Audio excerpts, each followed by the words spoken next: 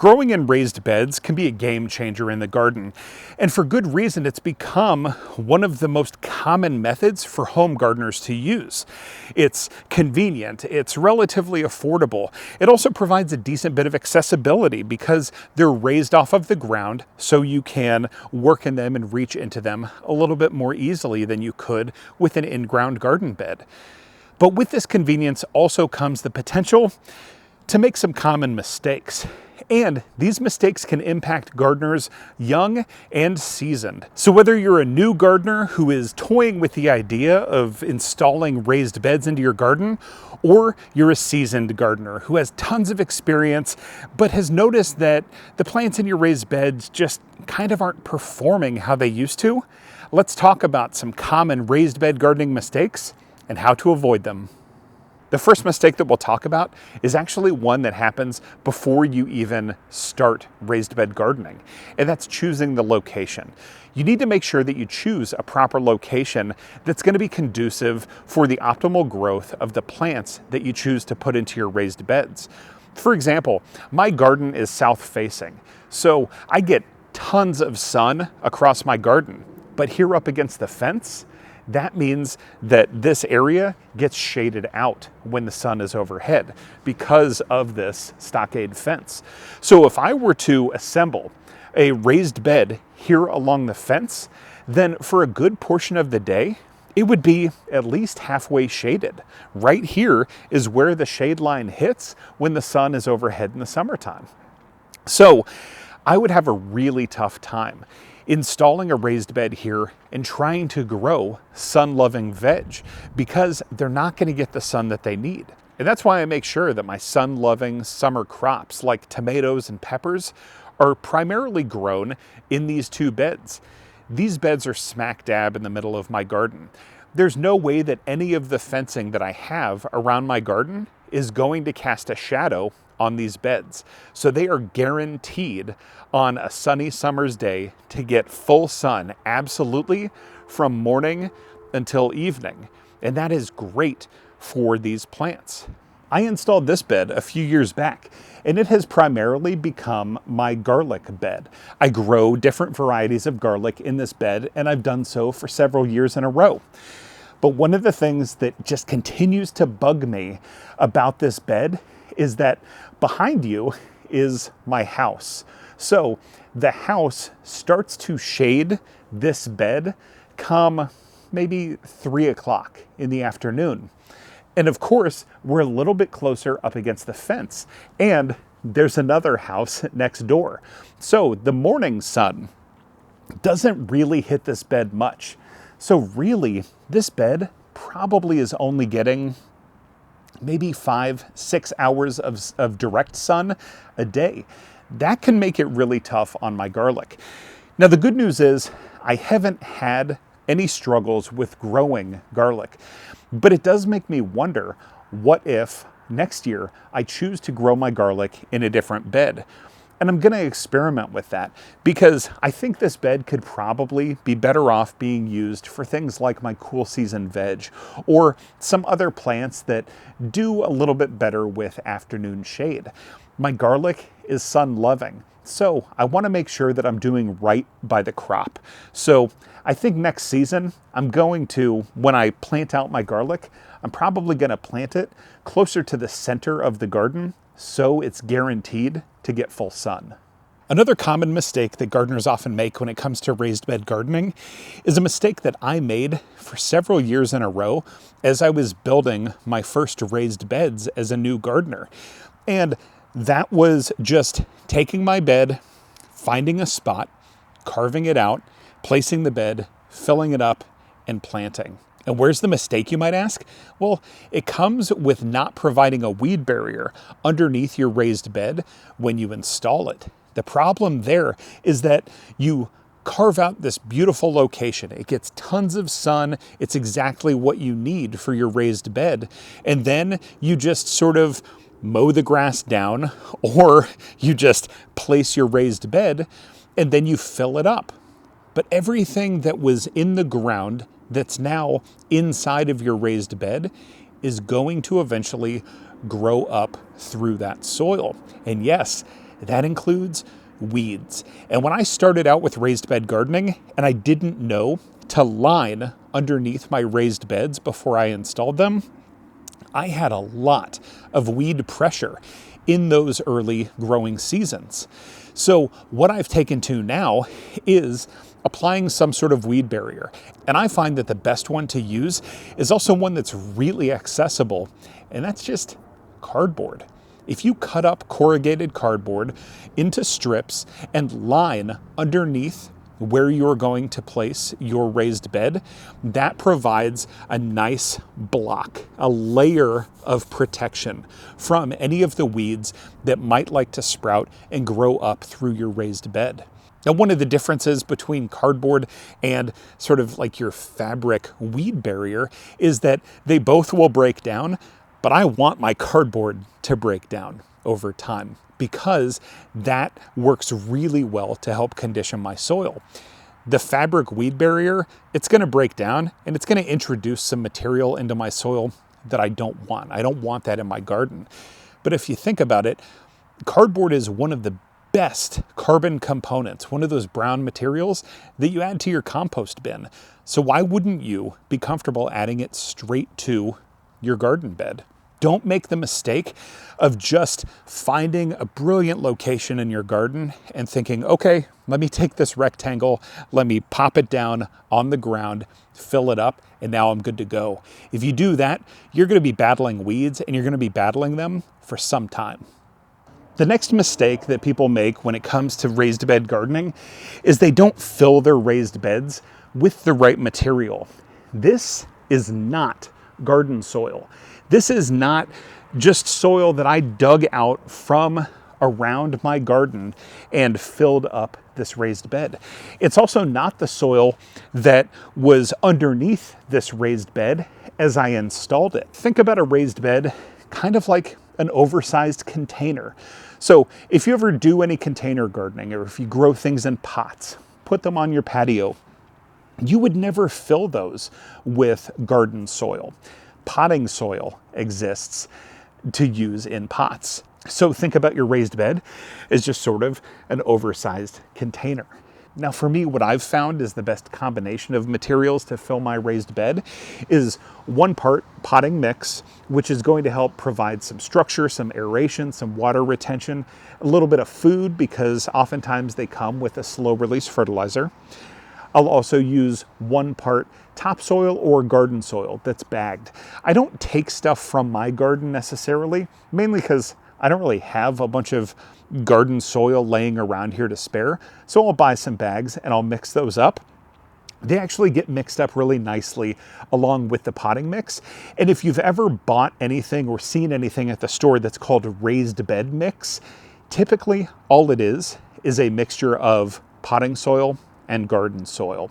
So those two combined actually work really well in your raised bed.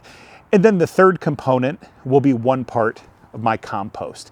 And I'd like to introduce my garden's natural microbiome into my new raised beds as quickly as possible. That helps just sort of synergize it with the rest of my garden. Compost is a great way to help out the soil structure, to amend and condition soil. So taking that and putting it in here along with potting mix and then either garden soil or topsoil is a great 1, 2, 3 combination to fill my bed. As I was walking the garden this fall, just trying to start to plan out and envision my garden for next year, I took notice of this bed in particular. If you take a close look at the soil level in this raised bed, it's actually lower than the soil level outside of the bed. So I'm not getting the benefits anymore from raised bed gardening in this raised bed. The whole reason why I installed it here in this part of my garden. Right now, I'm probably a good 6 inches low on soil. So I'm going to have to do a lot of work to make sure that I fill this back up to get to where it needs to be. Because remember, one of the big benefits of raised bed gardening is that we're providing structure that your plants otherwise wouldn't get if they were just planted in the ground. So we need aeration, we need good water retention, and we're not getting that if this soil has sunk down and compacted and compressed to where it's even lower than the soil outside of the bed itself. So I have to make sure that next season, before I plant anything out in this bed, that I'm refilling, that I'm topping things up, because then those plants that I put in, their roots are going to have room to grow. And that is one of the huge benefits of raised bed gardening that you don't get if you underfill. Okay, so we've talked about some materials to use and to not use when filling a raised bed. And we've also discussed the importance of filling your raised bed to a reasonable level in order to provide a good enough surface area for the roots to really sort of dig into the soil so your plants can grow nice and healthy. But now let's talk about another common mistake that folks make when it comes to raised bed gardening, and that is that they think they have to fill their raised beds entirely with that soil mixture. And that can become pretty expensive pretty quickly. If you have an 8-foot long by 4-foot wide by 12-inch tall raised bed, that requires 1 cubic yard of soil in order to fill up to 10 inches. So even if you leave 2 inches of headspace in your raised bed, that is 27 cubic feet. Now, where I buy soil, they sell bags that are about 1.5 to 2 cubic feet of soil. So think about it, that can be more than a dozen bags. And at around $10 plus per bag, you're talking about well over $100 worth of just soil in order to fill a raised garden bed from bottom to top. But you don't have to do that. One of the things that you should do when you're filling your raised bed is you should think about what goes on underneath. I like to fill the bottom of my raised beds with organic matter from my garden, whether it's things that I cut down and pruned and chopped during fall or spring cleanup, or some compost that I have that isn't fully broken down yet, or some leftover wood chip mulch that I might have piled somewhere in the garden. I can take that and I can actually start to fill up this bed. And I can fill it because it's 12 inches tall and I only need between 6 and 8 inches of good soil for the plant's roots to really dig into. That means I've got a decent amount, call it 4 to 6 inches, that I can fill this bed before I need to start getting soil added in. It cuts my cost in half, it cuts the workload in half, and you also benefit from the fact that now you have organic matter that is breaking down inside of the bed. Think about it, you're almost kind of creating a compost bin on its own in your raised bed. So don't make the mistake of thinking that you have to absolutely fill your raised bed completely with soil. You don't have to do that. You don't have to mix all of that together and then put it into the bed. Fill, again, maybe a third of the way with some organic matter that you have lying around the garden. It might be some fall leaves. Again, it might be some compost or some wood chips that can break down and that can really be part of the structure of your raised bed over time. Another common mistake, and something that takes a lot of getting used to when you're starting out with raised bed gardening especially, is figuring out the proper watering regimen for your raised bed. Now remember, we talked a little bit about how you can think of a raised bed as kind of like just an oversized container. And yes, that's true in the sense that it is a container. It's above the ground and it's filled with soil that is different from your garden's soil. But you don't want to water it the same way I would water my containers, my grow bags or my pots that I have out on the patio and spread throughout my garden. Reason being, those lose water very quickly. Pots, oftentimes in the heat of the summer, I have to come out twice a day and water the plants that I'm growing in containers. You don't have to do that largely with raised beds, but you are going to get some moisture loss just as a function of your raised beds being elevated off of the ground. You do want to water your raised bed more often than you might water an in-ground standalone garden bed because your garden beds are sitting right on the ground level. So you want to be careful to not overwater. So don't water as often as you would water your containers. And you want to be careful to not underwater. So you have to water more often than your in-ground garden beds. So it's striking a delicate balance. And sometimes it can be tricky as you're figuring it out. But there are ways to combat this. You can set up irrigation systems, whether that's with a sprinkler or a drip irrigation system. There are other ways that you can sort of time slow drip watering into your raised beds, which is going to be beneficial for the plants in the raised beds. You want to make sure that the soil is never muddy and murky and just really, really wet because it's going to harm the plants that are in your raised bed. But if you're growing anything in there and they're constantly drying out before they get watered again, that's not going to be good for them either. So you have to figure out the right watering regimen for your raised beds so you can make sure that your plants that are in the beds stay happy and healthy. And a really smart way to help yourself out when it comes to figuring out the balance of watering in your raised bed comes to our next common mistake when raised bed gardening. And that is not applying a mulch layer to the top of the surface of your raised bed soil. Mulch is a miracle worker in the garden. It helps to insulate from cold. It also helps to insulate from heat. It also helps to retain moisture. So when you water your beds and your beds have mulch, you don't have to water as often. If you pull the mulch back a day or two after watering, you're likely to find that your soil is still nice and moist. And that's great. The mulch itself is going to help retain that moisture, help keep you from having to water more often. Also, mulch has the benefit of breaking down. So remember, think about how we like to layer stuff at the bottom of our beds before we fill the bed the rest of the way with our soil mixture. You can also do that on the top with mulch. And you can use wood chip mulch, you can use straw, you can use compost, anything, you can use leaves. Anything that you're going to use as a layer of protection on the soil surface of your raised bed. That again is going to help to insulate. So it's going to keep your soil from getting too hot in the summer, and it's going to actually help keep some of the heat in the cooler months so you can stretch your growing season longer. It's also going to break down really nicely eventually, adding to the structure of your soil. And for the purposes of watering, it's going to keep you from having to do it so often because that layer of protection from the mulch is going to help retain moisture in your raised beds.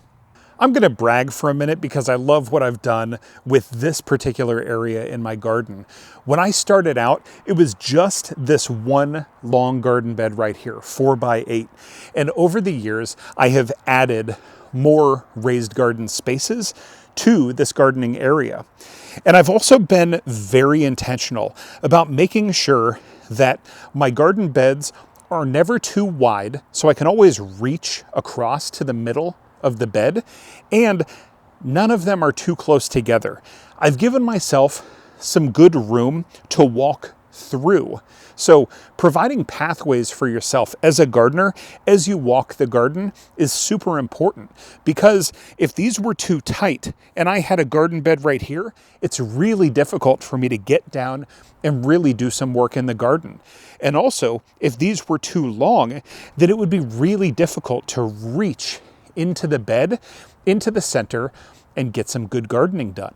So make sure that you don't make the mistake of building out your beds too closely together or building them to where they are too wide or too long. Do yourself a favor. Before you actually drive the nails or screw in the screws, make sure that you just sort of set things up and you get a feel for what it's going to be like to be gardening in a specific space. I'm really proud of what I've done here because every area of this garden space, all 5 beds, are super accessible. I can get my wheelbarrow into these paths. I can get my wheelbarrow back behind these 2 long beds because I didn't put them too close up against the fence. I was mindful of pathways. So make sure that you do that. Make sure that you're also mindful of just the general size that you're building. Because if it becomes hard and cumbersome to work in, you're gonna find that it's more of a chore rather than a joyful experience, which is what gardening's all about. And another common mistake that gardeners make when working with raised beds is they don't plan out well enough what they're going to be planting in their raised beds.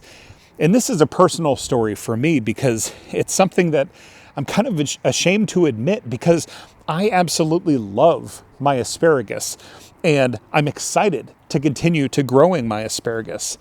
But I'll be honest, I wish I had planted my asparagus somewhere else. Reason being, this asparagus is going to last me upwards of 2 decades. And I'm on year 4 now with my asparagus. So for the next 16 years, there is no vacancy in this bed. That means that I built out this vision of a garden with 5 raised beds here, and one of them is out of service for everything except for asparagus. So if I could do it all over again, obviously, I would still be growing asparagus, but I would have been more thoughtful about where. I would have put my asparagus somewhere that was more out of the way, that I could still get to, that I could still enjoy, and it wasn't something that could have been readily or easily used or rotated out with other crops. Because as it stands now, this asparagus is here to stay. And the same goes for features like these trellises that I use for my cucumbers. The cucumbers do a really great job here, and I've appreciated the fact that this bed has sort of just kind of become my cucumber bed. But one of the things that I didn't really think through when I was installing these trellises was, again, how the sun was going to be positioned. Once these fill up with plants, they start to cast shadows on some of the other beds in this area. And that makes it a little bit tougher to love the fact that I'm growing vertically here. So had I planned a little bit better on the types of plants that I put into my garden beds, then this would not have been my cucumber bed.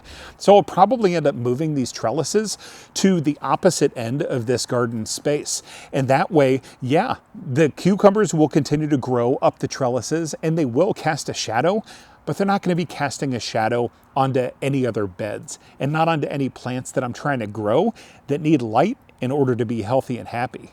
So take care to avoid these common raised bed gardening mistakes and set yourself up for a great growing season. Also, let us all know in the comments below which mistakes you made that didn't make the list so we can learn from one another as we continue on our gardening journey. Happy growing!